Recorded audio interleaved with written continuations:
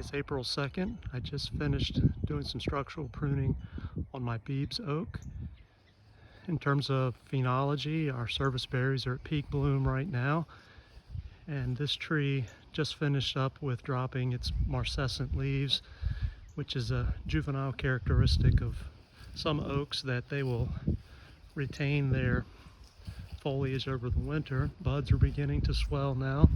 I usually wait to structural prune until after those marcescent leaves push off. This tree was grown from an acorn that I collected from a bur oak on the Virginia Tech campus.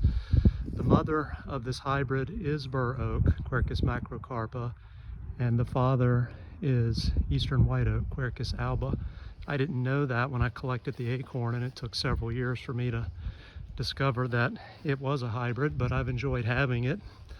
You can see that the bark and the branching are very reminiscent of white oak, and when it's in foliage, the leaves are intermediate to white oak and bur oak.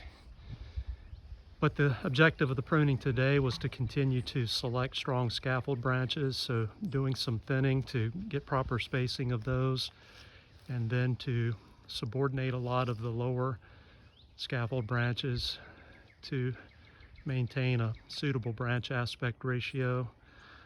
We will eventually crown raise this tree. Right now the lowest branch is probably about 7 feet off the ground.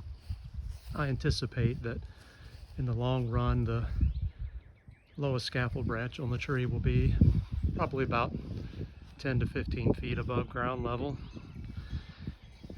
In terms of pruning cuts, everything was done climbing and with handsaw and pole pruner only, predominantly reduction cuts, heading cuts, a few branch removal cuts. I eliminated about 3 scaffold branches to improve spacing. The largest pruning cut that I made in the entire tree today was probably about 3.5 inches in diameter. The vast majority of the pruning cuts were out on the tips of scaffold branches, very small in diameter.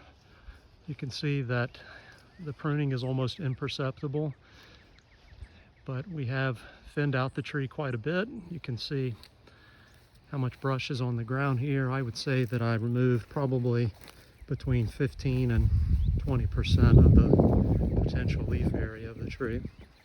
This tree is very, very high vitality, so I'm having to prune it about once every 2 to 3 years in order to maintain my structural development objectives. You can see some of these twig elongations from last growing season.